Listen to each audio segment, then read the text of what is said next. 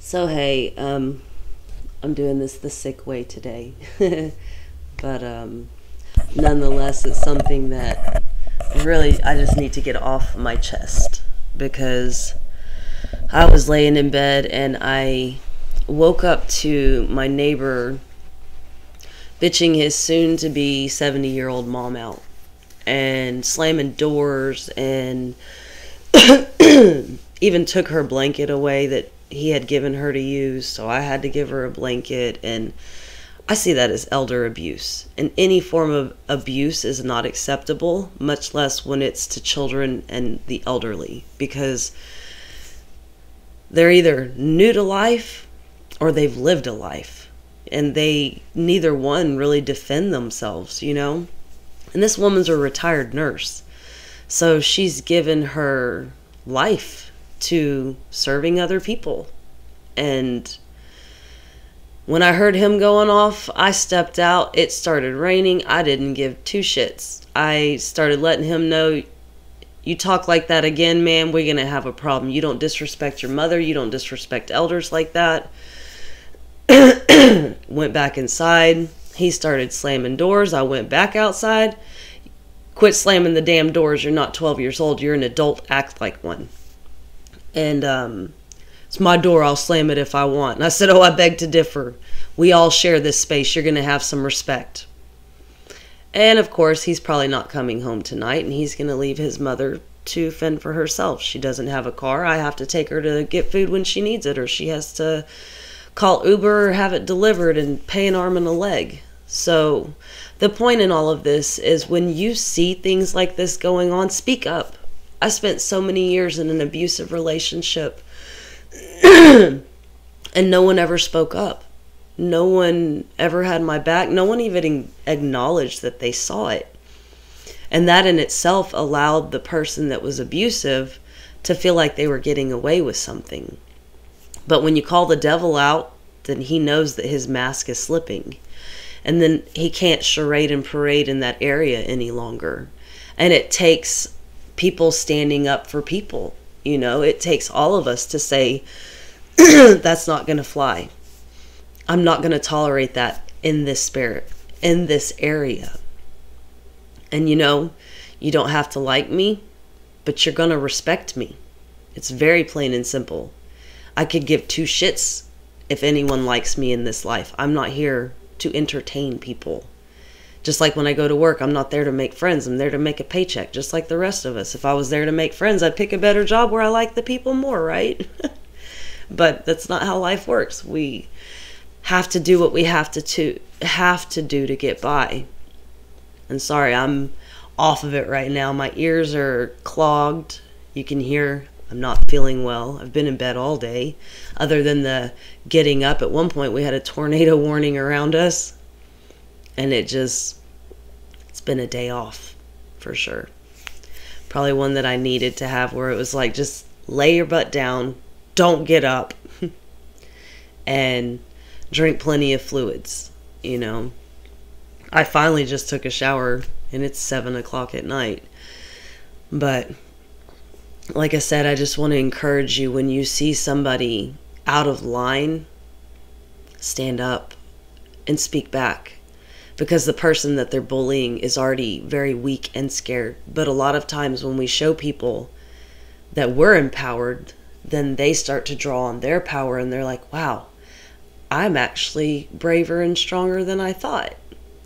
And it's almost like us giving each other our wings back. Now we can fly away and get away from the nonsense. Because nobody deserves to live a life like I remember being stuck in. Wasn't stuck in, I chose to remain in.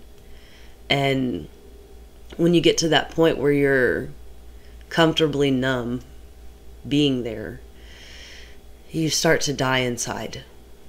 And then before you know it, you're like the bird in the cage with the door open. You don't even want to fly away. And what kind of life is that? What kind of life is it to sit back and accept chaos and turmoil and hatred and abuse? Especially when I know it's hard to get up and walk away, but change is always hard, and a lot of times it's worth it. You know, I had a friend message me at like almost 1:30 the other night. I'm thinking about leaving, and I didn't know what he meant by that. And I saw him the next day, and I was like, are you okay? And he goes, what do you mean? I'm like, are you suicidal? And he was like, oh, every day. And I said, well, the good part is at least you get to die one day, because I knew he wasn't being serious. You know, I know we're all always on the verge of feeling like we're on the edge, but most of us have faith that things are going to get better. And if you don't have faith, grab that faith and know it's going to get better, because think of your hardest day. Are you still there? Think of your greatest day. You probably haven't even lived it, because everything seems to step up. Everything comes in rushes and waves. And yes, you might feel like, oh my God, I'm not going to survive this. But how many times did you survive something that you thought was going to destroy you? How many times have you enjoyed something that you thought you'd never feel that happy again? You know, it's when we have expectations on life, we begin to put a damper on our own lives rather than living in the moment. And that's the only thing you can do. Live in the moment. If you're not living in the moment, then you're living in the past, or you're too focused on the future. And then you're missing everything that is reality. Because the here and now, that's the only thing we have. You know, you can plan for your future. It doesn't mean that your future is going to be that way. You can think about your past, but it's not going to change it. Only thing you can do, like I said, embrace the here and now. Make the most of it. Enjoy new company. Enjoy your favorite show. Listen to your favorite music. Dance around while you still have the body to use it.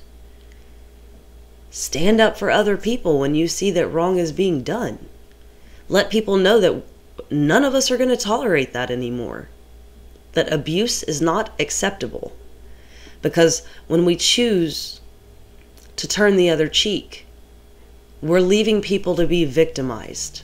And we're teaching our young that it's okay, as long as nobody says anything and nobody's watching, however you're treated is fine.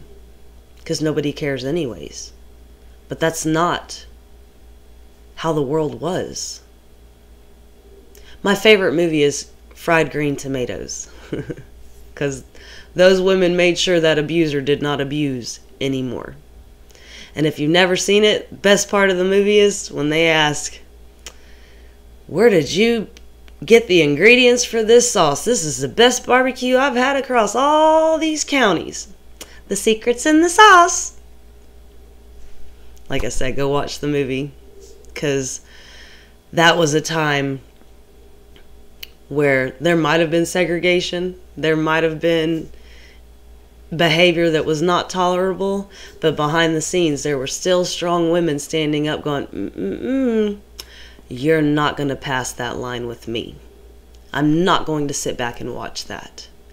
And honestly, it seems that women need to stand up more, because men have seemed to take a step back, and that's no offense to any man out there. But we're at a point where if injustices are going to be allowed, somebody's got to stand up and say, no. Because my babies don't deserve to move into a future in which you are allowing. So when we can get to a point where more of us are stepping outside going, don't talk to mom like that. No, sir, that is immature and you need to grow up.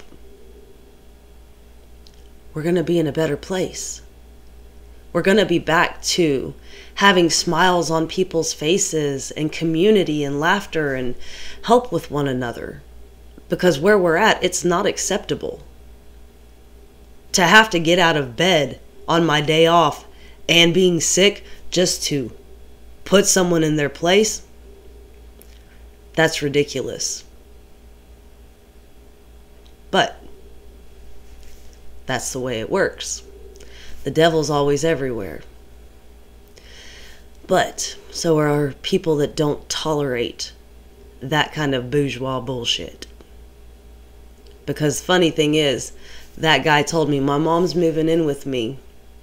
I'm going to take care of her. You know, she took care of me, and at some point, I guess we become the parent, and it's on us to take care of them. He has yet to do what he said. And all I see nothing is an abusive little prick that uses his words to look like he's a hero. But you know, once you rip the mask off and you see the devil for who he is, you call him out. Hey, he eventually moves away, because I'm pretty much thinking that's where he'll be going soon. I'm one tough cookie to be around, is what I hear. But that's because I don't tolerate bullshit. I did for too long, and I watched my children suffer because of it.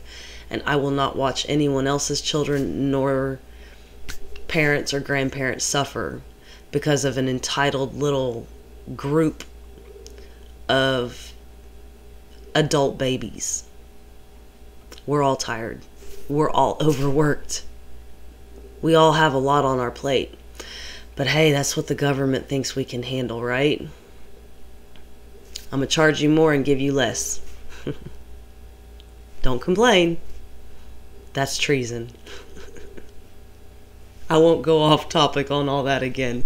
My brain's starting to wander, so on that I'm gonna stop it. And peace, love, and light. Stand up and do the right thing and fight for the light. Love you. Bye-bye.